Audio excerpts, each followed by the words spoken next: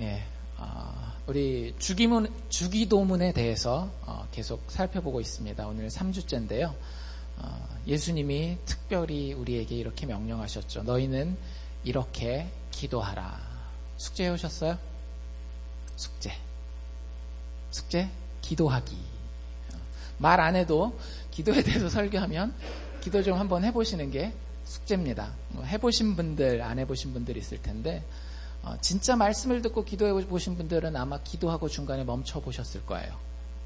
하늘에 계신 우리 아버지요. 이게 무슨 뜻이라 그랬죠? 진짜 하나님이 내 아버지인지 한번 따져보세요. 기도하기 전에. 있잖아요. 길 가는 아저씨 붙들고 저기 이것 좀 해주세요, 저것 좀 해주세요 하면 안 해줘요. 여러분들, 하나님이 여러분들에게 아저씨인데 여러분들에게 뭘 해줄 리가 만무합니다.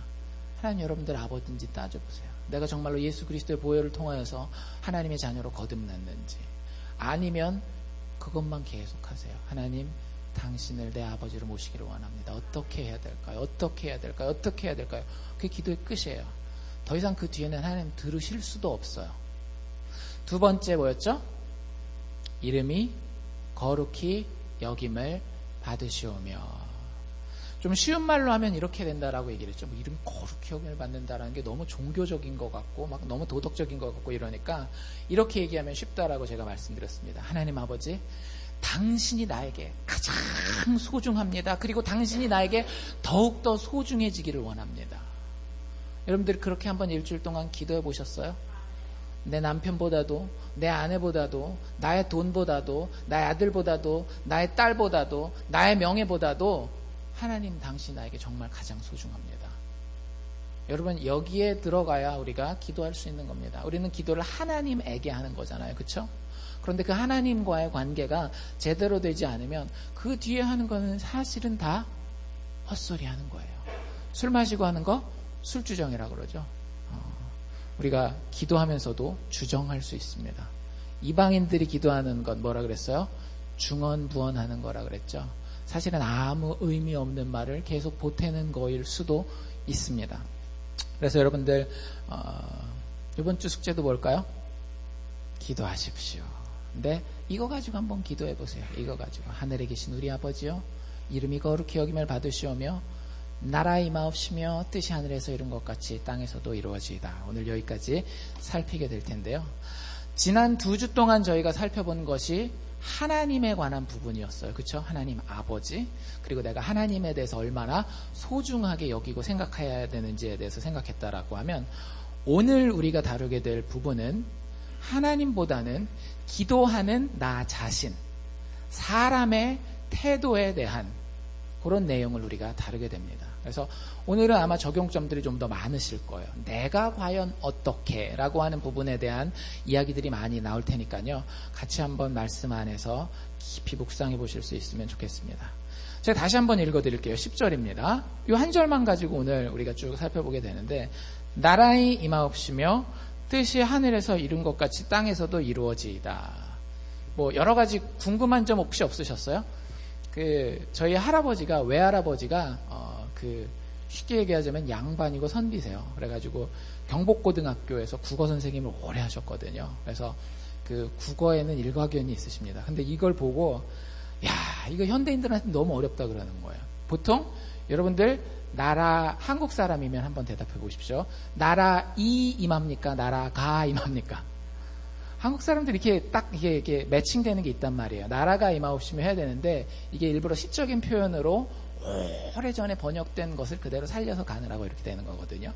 그래서 나라가 임한다, His kingdom comes, 이런 뜻이에요. 그분의 왕국이 이 땅에 임하여 주옵소서, 꼭 오시옵소서, 이런 뜻을 가지고 있고요. 두 번째 부분에 뭐라고 되어 있는가 하면 뜻이 하늘에서 이룬 것 같이. 근데 여기 한글 성경에는 생략된 단어가 하나 있는데요. 영어 단어 중에 thy라고 하는 단어가 있어요. 발음 비슷하죠. 죽는다라는 뜻이 있는데, 그거 말고 제 혀가 어떻게 됐어요? 앞으로 튀어나왔죠. 그러면 영어 알파벳으로는 th가 들어가요. 그럼 옛날 영어에서 thy라고 하는 표현은 요즘 영어에선 your 이런 뜻이에요. 당신의. 그러니까 여기 뭐라고 읽으면 되겠어요? 원래 헬라어 성경에는 당신의 뜻이, 하나님 아버지 당신의 뜻이 하늘에서 이루는 것처럼 이 땅에서도 이루어지기를 원합니다. 이게 오늘 우리가 살펴보게 될 구절이라고 하는 거죠. 이 구절은 정말 중요합니다. 여러분들이 참 기도가 무엇인지를 고백하는 과정이에요. 여러분들, 기도의 제일 중요한 과정 중에 하나가 하나님께 찬양을 돌리고 하나님을 소중하게 여긴다라고 고백하는 것 이상으로 또 한 가지 중요한 고백은 뭐냐면 하나님, 기도가 무엇입니다 라고 하나님 앞에 고백하는 겁니다. 대부분의 사람들이 기도할 때 기도가 뭔지 잘 모르거나 혹은 기도에 대해서 오해하고 기도하게 돼요. 여러분들, 기도의 목적이 무엇입니까? 기도의 목적, 하나님, 이렇게 항상 맨 끝에 뭘로 끝나기가 쉽나요? 예수님 이름으로 물론 끝나죠. 근데 그거 말고 그 각 문장이 어떻게 끝나는가 보면 잘 생각해 보시면 뭐뭐해 주시옵소서. 이거 참 많이 한단 말이에요. 그래서 자전거 기억나시죠? 자전거를 주시옵소서, 뭐를 주시옵소서 해서 우리가 기도에 대해서 생각할 때 알게 모르게, 꼭 내가 세속적이고 나빠서가 아니라 알게 모르게 인간의 본능이 하나님을 향해, 신을 향해서 기도할 때에 기도의 목적을 이렇게 생각하고 기도하기가 쉽습니다. 하나님의 뜻을 내 뜻에 맞게 바꾸어가는 과정을 기도로 생각하기 쉬워요. 그게 좀 어려우면 이렇게 생각하시면 돼요. 하나님을 설득하는 과정. 하나님을 어떻게 해서든지 설득해서 하나님이 내가 원하는 것을 내 뜻대로 나에게 해주는 것이 기도다라고 생각하기 쉬워요. 그래서 기도하기 전에 뭐도 해요? 금식도 해요. 왜? 하나님을 협박할 무기를 가져가야 되잖아요. 또 뭐도 해요? 작정헌금도 해요. 1,000번째 막 드리면서 하나님, 내가 돈도 이렇게 매겼는데 드셨으니까 토해내셔야죠. 뭐가 되든지 간에 하나님을 설득하고 심지어는 협박해서 하나님의 뜻을 내 뜻에 맞추는 것을 기도의 목적으로 무의식 중에라도 생각하기가 쉽다라는 겁니다. 그런데 여러분들, 성경이 우리에게 이야기하는 기도의 목적은 그게 아니에요. 기도의 목적은요, 여러분들, 기도가 많은 중세 수도사들에게 기도가 어떤 그 도구로 쓰였는가 하면 그 사람들의 영성을 개발하는 데 쓰였어요. 수도사들은 사실은 뭐가 많이 필요 없는 사람들이잖아요. 맨날 수도원에서 같이 일하면 거기서 나오는 야채 먹고 거기서 나오는 곡물 먹고 그러면 되는 사람들이기 때문에 큰 돈이 필요하거나 큰 명예가 필요한 사람들이 아니거든요. 그렇기 때문에 그 사람들이 기도할 때 하나님 이것도 주시고 저것도 주시고 그런 거 기도할 이유가 별로 없어요. 그런데 수도사들이 이 기도라고 하는 것을 무엇에 사용했는가 하면 본인의 영혼이 하나님과 더 가까워지는 데에 영성 훈련에 관한 도구로 사용했다라고 하는 거죠. 그런 의미에서 기도의 목적은요, 사실은 하나님의 뜻을 내 뜻에 맞게 바꾸는 데 목적이 있는 것이 아니라 내 뜻을 하나님의 뜻에 맞춰가는 데에 목적이 있는 겁니다. 여러분들, 기도하는데 내 고집이 그대로 있어요. 그러면 여러분들 기도 어쩌면 잘못하고 있는 걸지도 몰라요. 내가 기도하고 있는 것이 어쩌면 하나님의 뜻에 딱 맞아서 그냥 그대로 기도하고 그대로 응답 받을 수도 있습니다. 그런데 때로는 내가 기도한 것이 하나님의 뜻과 다를 때가 있어요. 그럼 그때는 하나님과 씨름하기 시작합니다. 우리는 하나님한테 왜 안 해주시나요? 막 조르고요. 하나님은 그건 아니잖아, 그건 아니잖아, 잘 생각해봐. 그래서 서로 밀당을 막 하기 시작하는 거예요. 여러분들의 기도가 성숙하려면 하나님의 뜻이라고 하는 것을 잘 살필 수 있어야 합니다. 여러분들, 쇳덩어리 여기다 하나 갖다 놓잖아요. 그럼 이 쇳덩어리는 아무 쓸모없는 물건입니다. 하지만 이 쇳덩어리가 쓸모 있는 물건으로 바뀌기 위해서는 어떤 과정이 필요합니까?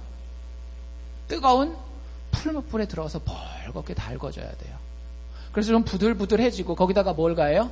망치질을 가해서 그새로 하여금 더 강하게 하고 원하는 모습으로 바뀌어가도록 하는 과정이 쇳덩어리가 쓸모있는 도구로, 쓸모있는 물건으로 바뀌어가는 과정입니다.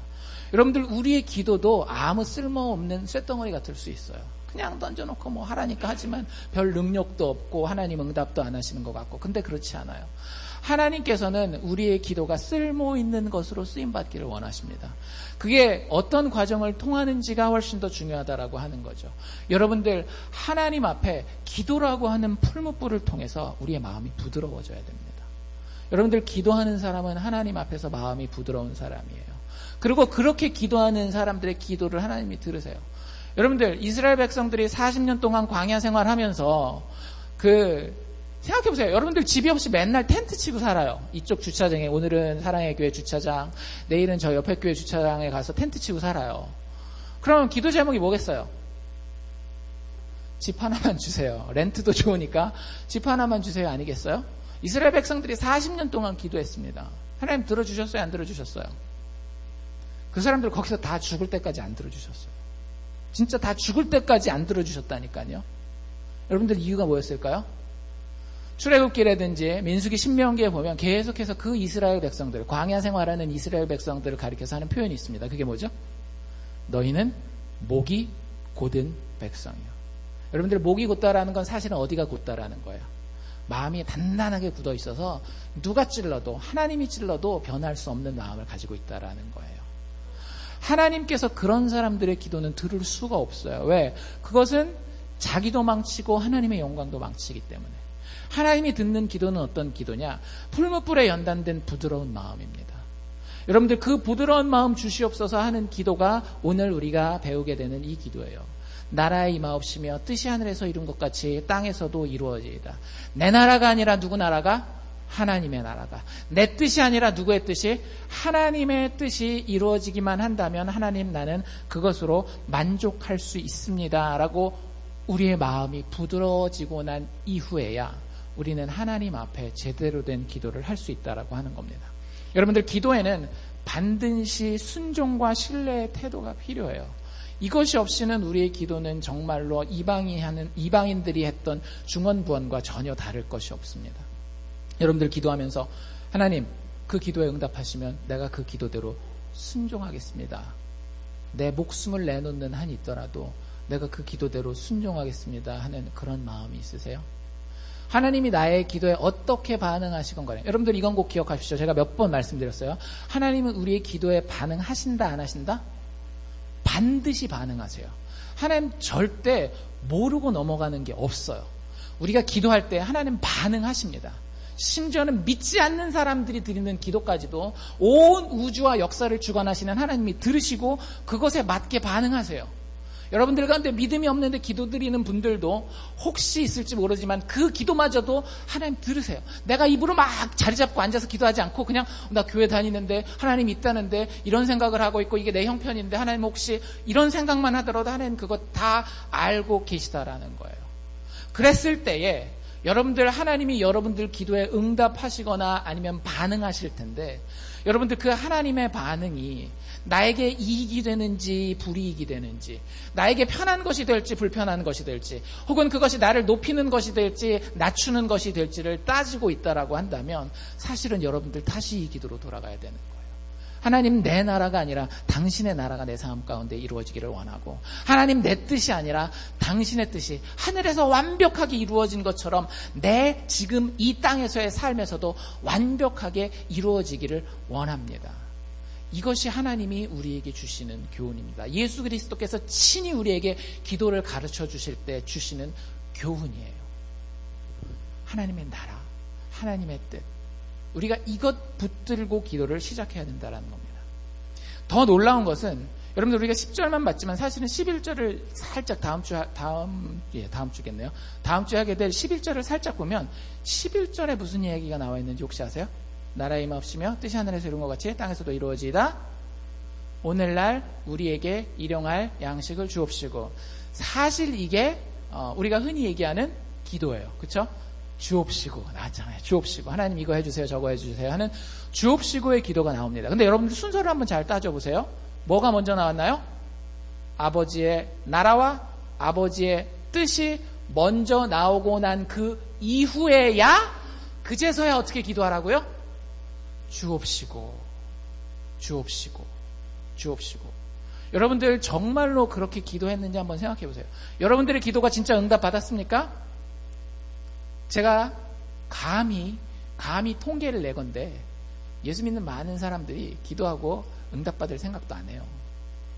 그냥 그 종교적인 그런 차원에서 기도하는 게 맞는 거니까 하지 그런 정도지 정말 기도에 하나님의 능력이 있다라는 생각조차도 안 하고 기도합니다. 그 이유가 여기 있는 거예요. 뭐가 먼저 온다라고요?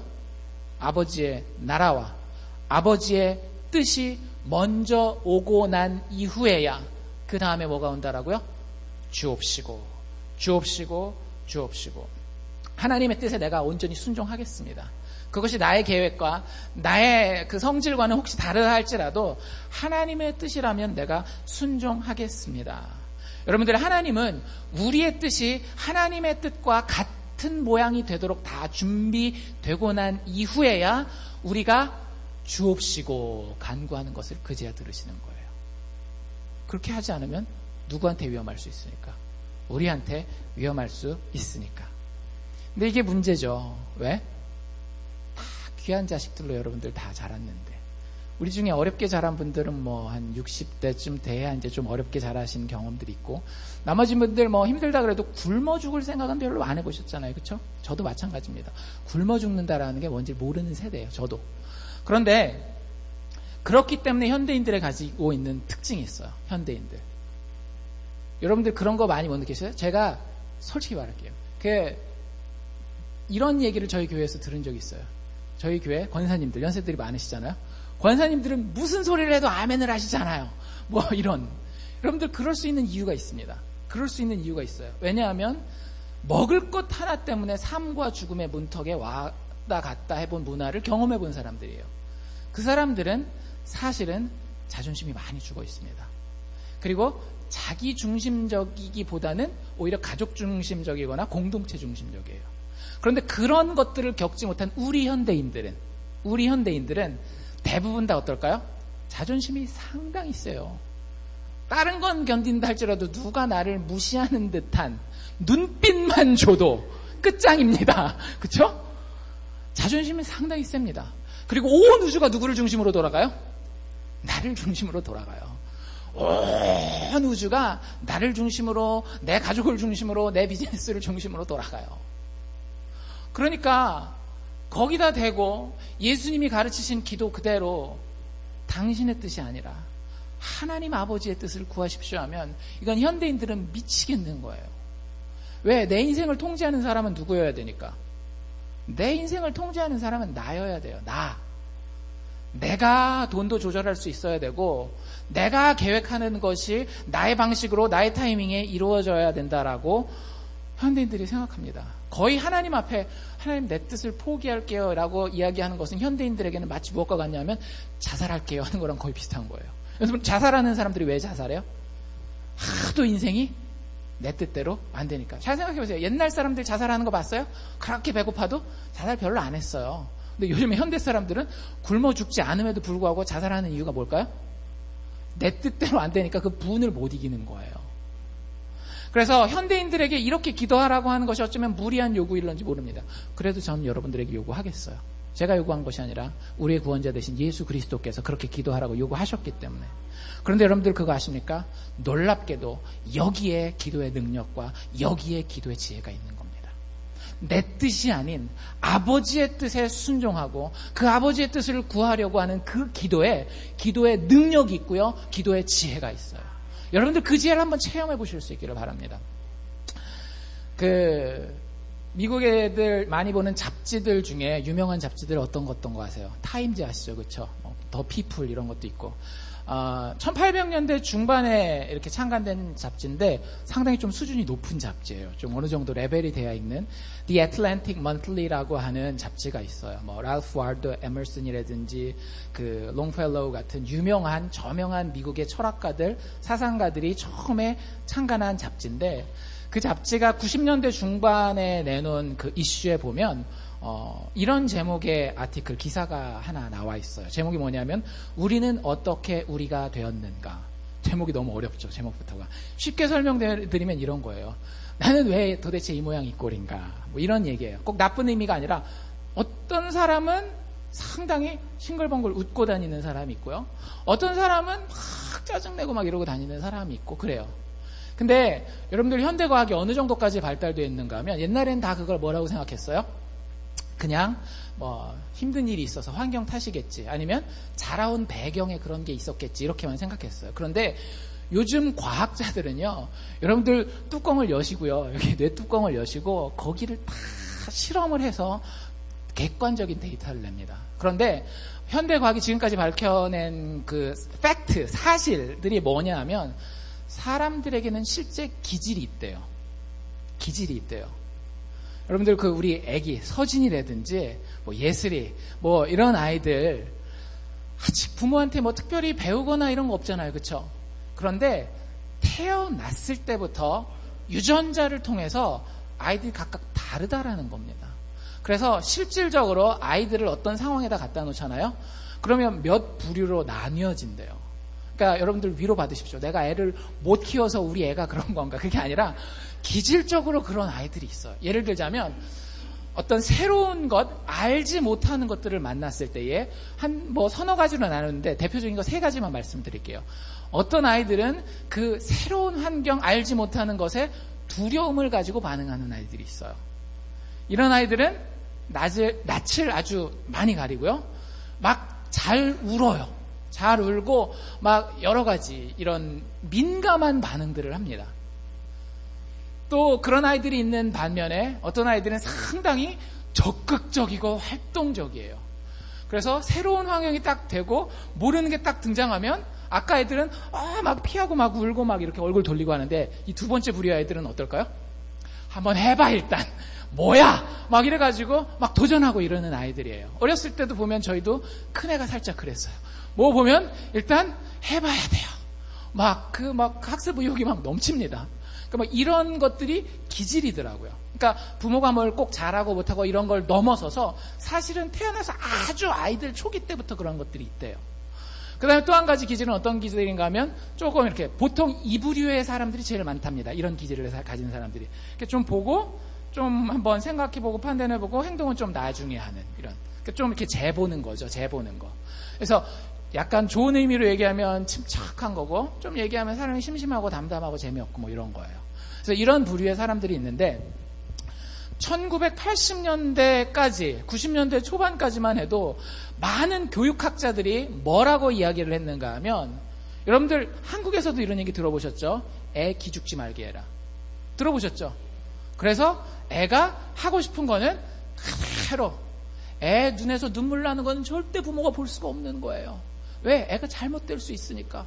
아이의 기질이 있는데 그 기질이 원하는 그 기질을 발휘할 수 있도록 그 재능을 키워주기 위해서 그거 그대로 아이를 그 기질이 나타나는 대로만 이렇게 끌고 가라라고 하는 게 1980년대 후반에서 90년대 초반까지의 많은 교육학자들이 하던 얘기였어요. 그런데 제가 아까 말씀드린 이 1990년대 중반 그리고 지금은 더 마찬가지예요.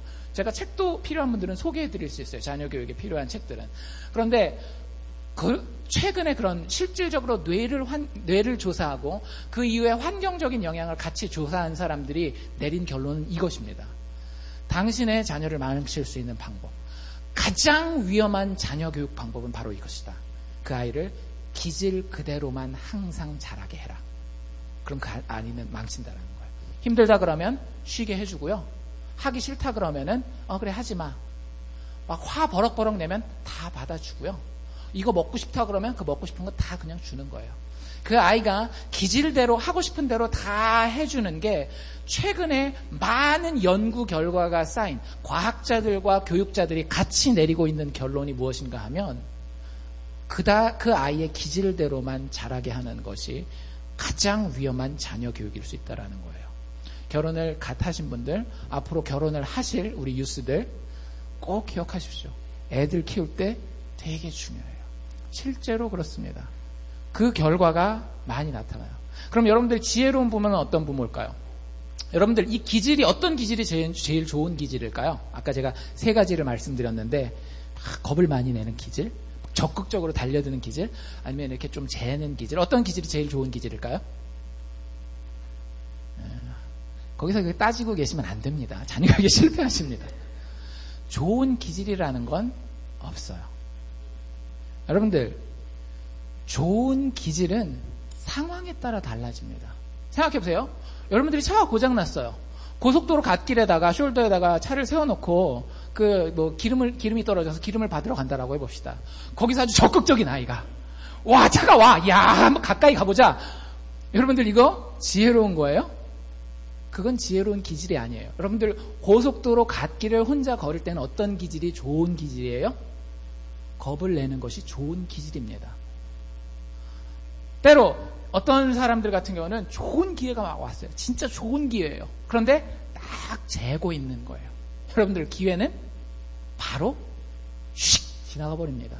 그때는 어떤 기질이 좋은 기질이에요? 휙 달려들어가지고 한번 해보겠다. 이게 좋은 기질이 되는 거예요.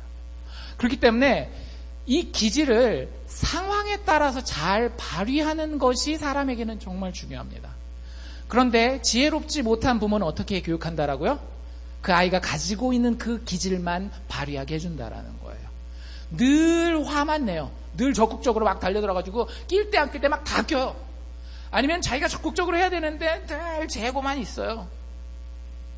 막 자기한테 정말로 열심히 자기를 개발할 기회가 있는데 겁이 나가지고 아무것도 못하고 앉아있어요.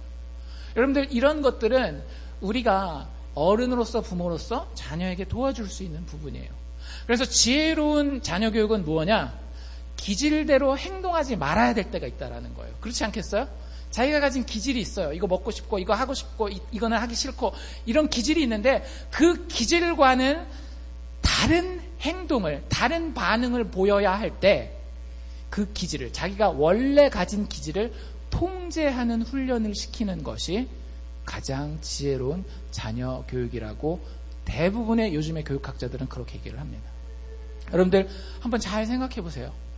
내가 가진 기질은 어떻고 우리 자녀가 가진 기질은 어떤지. 그래서 때로는 지혜로운 자녀 양육은요, 자녀들이 하는 일, 자녀들이 판단하는 것에 들어가서 중재해야 될 필요가 있고요.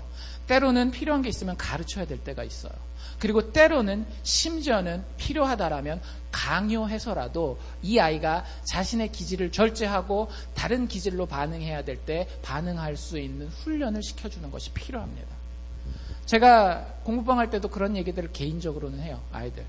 아이들이 가지고 있어야 하는 자질인데, 가지고 있어야 하는 기질인데 아직 가지지 못한 것들이 많이 있거든요. 개인적인 얘기는 안 하겠지만 어디를 봐야 될지 모르겠습니다. 근데 여러분들 그게 사실은 지혜로운 부모라면 그것을 계속 관찰하고 때로는 그 아이의 마음이 아프다 할지라도 그 아이의 인생이 좀 불편해 보인다 할지라도 거기서 훈련에 들어가는 거예요. 여러분들 인간의 부모도 하물며 그러할진데 우리의 하나님 아버지가 우리의 친아버지가 되신다라고 한다면 우리가 더 잘 알겠어요? 그분이 더 잘 알겠어요? 당연히 그분이 더 잘 아십니다. 그래서 우리에게 이렇게 기도하라 그러는 거예요. 주님, 나의 나라가 나에게 임하게 하여 주시고 주님, 나의 뜻이 내 인생 가운데 이루어지게 하여 주시옵소서. 기도하지 말고 내가 신뢰할 수 있는 완전한 지혜자 되신 아버지의 나라가 내 삶 가운데 이루어지고 아버지의 지혜가 아버지의 뜻으로 내 삶 가운데에 이루어지게 하여 주시옵소서. 여러분들 그 기회가 결국에는 지혜로운 기도예요. 여러분들 왜 시간 투자해서 기도해놓고 기도 응답도 못 받고 그러세요? 기도는 해야 돼요. 그런데 기도를 하려면 기왕이면 능력 있고 지혜 있는 기도를 하셔야 될 거 아니에요. 여러분들 아무렇게나 기도한다라고 하나님 듣지 않는다라는 사실을 오늘 우리가 이 주기도문의 짧은 구절을 통해서 깨달아야 할 줄로 믿습니다. 성경에 보면 아주 좋은 예가 나와 있는데요. 여러분들 야곱이라는 인물을 아십니까? 야곱하면 어떤 이미지가 이렇게 막 떠오르세요? 착하고 순하고 선하고 뭐 이런 이미지세요? 좀 얄밉고 좀 거짓말도 좀 하고 하나님 믿는 사람 이렇게 막 거짓말도 너무 많이 했어요 보면. 근데 여러분들 야곱의 인생을 한번 쭉 살펴보십시오. 야곱의 인생은 처음부터 끝까지가 다 뭐냐면 싸움이었어요. 태어날 때부터 누구랑 싸웠어요? 엄마 뱃속에서 자기 쌍둥이 형이 있었잖아요. 그쵸? 누구? 에서하고 그렇게 싸우고 나와요. 태어나서도 누구랑 싸워요? 형이랑 계속 싸울 뿐만 아니라 아버지랑 계속 싸우는 거예요. 아버지는 넌 축복 안 준다. 나는 장남한테 축복 준다. 내가 받아야 됩니다. 막 결국 막 거짓말까지 해가면서 싸우는 거거든요. 그리고 나서 하도 집을 말아먹을 정도로 싸우니까 어떻게 해요? 쫓아내잖아요. 야, 급한 불 끄게 좀 나갔다 와라. 그래서 어디로 가요? 삼촌 라반의 집에 가잖아요. 근데 거기 가서도 삼촌이랑 그렇게 싸우는 거예요. 아이고 결혼하면 날 줄 알았어요. 7년 있다가 결혼을 했네요. 아내를 둘이나 얻었는데 계속 아내들이랑도 싸우는 거예요. 여러분들, 이 다툰다라고 하는 것, 싸운다라고 하는 것은 사실은 우리의 인생입니다. 그런데 야곱이 잘못했던 것은 다툰다라는 것 그 자체가 아니라 누구와 다퉈야 할지, 누구와 싸워야 할지를 몰랐던 거예요. 여러분들, 이 야곱의 인생에 놀라운 전환기가 마련됩니다. 야곱이 마침내 삼촌 집에서 살다가 더 이상 이렇게 싸우고는 못 살겠다. 차라리 집으로 돌아가야 되겠다라고 해서 돌아가고 있었어요. 그런데 큰 문제가 생깁니다. 누구예요? 자기 형 에서가 자기를 원수처럼 생각하거든요. 그래서 와서 군대를 이끌고 자기를 맞으러 온다라는 거예요. 자기도, 자기 가족도, 자기가 이루어놓은 모든 부도 다 없어지고 사라지고 망하게 됐어요. 도대체 야곱의 고민은 여기서 또 뭐가 되는 거예요? 내가 어떻게 에서와 싸워야 되는지를 고민하게 됩니다. 그런데 참 하나님의 은혜가 놀라운 게 그날 밤, 마지막으로 자기 형 에서를 만나기 전날 밤에 하나님이 야곱을 불러요. 야곱이 이제 강을 건너가야 됐거든요. 강 이름은 약복강이었어요. 약복강 앞에서 어떤 한 사람을 만납니다. 야곱이 주특기가 뭐라고요? 싸우는 거. 너 뭐야? 내가 건너가겠다는데. 뭐 그런 상황이었는지 어떤 상황이었는지 모르겠지만 그 사람과 붙어서 밤새 싸워요. 성경에 실제 표현이 뭐라고 되어 있는가 하면 씨름했다라고 되어 있어요. 레슬링, 씨름 아시죠? 막 뒹굴면서 씨름을 한 거예요. 그런데 그 와중에 야곱에게 깨달음이 옵니다. 이게 보통 사람이 아니구나. 누구였어요? 하나님, 그분이셨던 거예요. 하나님을 만난 거예요. 야, 대박 터졌죠, 여러분들. 내가 기도할 때 하나님 안 보이잖아요. 그러니까 내가 기도해도 하나님 못 들을 수도 있고 한데 딱 하나님이 여기 나타났어. 딱 하나님 이것도 해주시고 이것도 해주시고 형은 이렇게 물러가게 해주시고 하나님 앞에서 이제 하나님을 설득할 수 있는, 하나님과 대판 한번 싸워볼 수 있을 만한, 내가 지금까지 좀 지쳤는데 하나님이야 힘을 조금만 더 내서 조금 더 싸워보자 해가지고 막 덤비는 거예요. 하나님이 누군지 모르고 자신의 지혜와 자신의 뜻으로 하나님을 한번 이겨보려고 야곱이 마지막 젖먹던 힘까지 짜내서 싸웁니다. 하나님이 어떤 분인지 모르고, 하나님이 어떤 분인지 모르고. 하나님은 온 우주의 전능자이십니다. 그 능력에 진짜 100만 분의 1, 1000만 분의 1을 살짝 야곱에게 보여주셔요. 이렇게 딱 해가지고 삥! 하나님의 그 작은 손가락으로 야곱의 환도뼈, 엉치뼈를 팍 쳐요. 그 이후로 야곱은 그 상처가 회복되지 않았습니다. 평생 절름발이로, 우리식으로 얘기를 하자면 장애인으로 살아갔어요. 물어봅시다. 야곱이 이 싸움에서 이겼습니까? 졌습니까? 졌죠. 평생 걷지도 못할 만큼 쩔뚝쩔뚝하고 다녔으니까. 그런데 그 야곱에게 하나님이 이름을 새로 지어줘요. 그 이름이 뭐예요? 이스라엘. 엘은 하나님이란 뜻이고요. 이스라라고 하는 겨루어 싸워 이기다라는 거예요. 하나님 야곱을 뭐라고 불렀다고요? 하나님과 겨루어 이긴 자라는 거예요. 여러분들, 이 기도입니다. 패자의 승리. 나의 나라와 나의 뜻을 포기한 패자가 하나님의 뜻과 하나님의 나라에 의해서 영광스러워질 수 있는 그 자리가 바로 기도의 자리라는 거예요. 놀랍지 않습니까? 여러분들, 우리 인생에서 패자가 될 때가 많이 있어요. 반드시 찾아옵니다. 반드시 찾아와요. 그런데 여러분들, 그 패자의 자리에서 승자가 될 수 있는 유일한 길은 기도하는 거예요. 그런데 바르게 기도하는 거예요. 어떻게? 나라의 임하옵시며 뜻이 하늘에서 이룬 것 같이 땅에서도 이루어지이다. 여러분들, 이 기도는요, 사실은 정말 너무나 소중한 기도예요. 만약에 이 기도가 없었다면 여러분들은 구원받을 수가 없었습니다. 마태복음 26장에 보면 예수님이 죽으시기 전날 밤 마지막으로 기도하셨던 장면이 나와요. 겟세마네 동산에 올라가시잖아요. 그렇죠? 거기서 밤이 맞도록 기도할 때에 이렇게 기도합니다. 26장 39절에 보면 내 아버지여, 아버지를 불러요. 아버지를. 내 아버지여, 나의 원대로 마옵시고 아버지의 원대로 하옵소서. 여러분들 이게 쉬운 기도처럼 들릴 수도 있어요. 그냥 뭐 하나님 뜻대로 하세요. 하나님 뜻대로 하세요. 그런데 절대 그렇지 않아요. 42절에 보면 좀 더 자세하게 설명이 나왔는데요. 뭐라고 설명이 나와 있는가 하면 내 아버지여, 만일 내가 마시지 않고는 이 잔이 내게서 지나갈 수 없습니까? 하나님, 내가 싫지만 내 뜻이 아닌데, 내 뜻과는 다른 당신의 뜻인데 하나님, 그 뜻을 피할 수가 없습니까? 그렇다라고 한다면 아버지의 원대로 되기를 원하나이다. 예수님이 이렇게 기도하셨기 때문에 우리에게 구원의 문이 열린 겁니다. 예수님이 이렇게 밤이 맞도록 자신의 뜻을 구하지 아니하고 죄인들을 살리기 위해서 아버지의 뜻을 구하고, 본인은 아버지와 절단되는, 본인이 죄인을 대신하여서 죽어야 하는 그 상황 가운데서도 순종하였기 때문에, 그 상황이 되기까지 내가 십자가에 못 박혀 죽어서 하나님과의 그 영원한 교제가 끊어지기까지 아버지의 나라가 임하옵시며 아버지의 뜻이 이루어지기를 원하나이다라고 기도했기 때문에 그분이 우리의 구원자가 될 수 있었다라고 하는 거예요. 이것이 바로 완전한 아버지 되시는, 완전한 지혜를 가지신 하나님 아버지를 신뢰하는 기도입니다.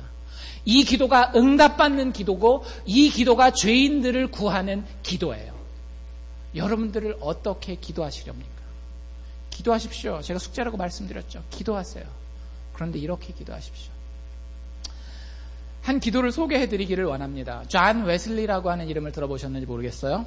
감리교라는 교단은 들어보셨죠? 감리교단을 처음 창시한 목사님이에요. 그 목사님이 사실은 나라 임하옵시며 뜻이 하늘에서 이룬 것 같이 땅에서도 이루어지이다 라고 하는 이 기도의 다른 버전으로 자기의 고백을 이렇게 기도합니다. 한번 잘 들어보세요. 여러분들도 이렇게 기도할 수 있기를 원합니다. 하나님, 나는 더 이상 나의 것이 아닙니다. 나는 당신의 것입니다. 당신이 원하시는 것에 나를 두시고 당신이 원하시는 지위에 나를 위치시켜 주시옵소서. 사역을 원하시면 사역하게 하시고 고통을 원하시면 고통을 지나가게 하여 주시옵소서. 당신을 위해 쓰임받게 하여 주시고 당신을 위하여 물러나게 하여 주시옵소서. 당신을 위해 높아지게 하시고 당신을 위해 낮아지게 하여 주옵소서. 나로 배부르게 하시고 또 나로 배고프게 하여 주시옵소서. 내가 모든 것을 가지게 하시고 또 내가 아무것도 갖지 않게 하여 주시옵소서. 자원하는 온 마음으로 모든 것을 당신의 기쁨과 당신의 처리에 당신의 뜻에 맡기옵나이다. 오, 이제 영광스럽고 찬양받으실 주님, 성부, 성자, 성령이시여, 당신이 나의 것이고 내가 당신의 것이니 모든 것이 주 뜻대로 되기를 원하옵나이다. 내가 이 땅에서 정하는 이 언약이 하늘에서도 응답되게 하여 주옵소서. 아멘. 여러분들도 이렇게 기도하실 수 있기를 원합니다. 주님이 원하는 곳에 나를 두십시오. 주님, 내가 가난한 자들과 거하기를 원합니까? 나로 가난하게 하시옵소서. 주님, 내가 지위 있는 자들과 거하기를 원하십니까? 지위 있는 자들과 거하게 하여 주시옵소서. 주님, 지금 나를 쓰시기를 원하십니까? 주님, 편하신 대로 나를 쓰시옵소서. 주님, 내가 놓고 물러나기를 원합니까? 내가 물러날 수 있도록 나에게 자원하는 마음을 허락하여 주시옵소서. 때로는 내가 배부르게 하시고 때로는 내가 배고프게 하시고, 세상에서 모든 것을 가져도 그것이 주님 뜻이라면 내가 그것 다 가지겠습니다. 하지만 세상에서 모든 것을 잃는 것이 당신의 뜻이라면 제가 거기에도 순종하겠습니다. 나라 임하옵시며 뜻이 하늘에서 이룬 것 같이 땅에서도 이루어지이다. 여러분들, 예수 그리스도의 기도를 기억하십시오. 마지막 그 밤 십자가를 지시기 전에, 그리고 그분이 그 기도 이후에 죽으시고 부활하신 사실을 기억하십시오. 그것으로 인하여 우리의 기도의 문이 열렸습니다. 그분의 죽음과 부활로 인하여서, 그분의 기도로 인하여서 우리가 하나님을 마침내 아버지라고 부를 수 있는 사람이 되었어요. 여러분들 어떻게 기도하시렵니까? 우리 사랑의 교회 성도들 모두가 하나님 아버지의 뜻을 신뢰할 수 있기를, 그래서 그 뜻 가운데에 우리의 원하는 것들을 하나님 앞에 구할 수 있기를 주의 이름으로 축원합니다.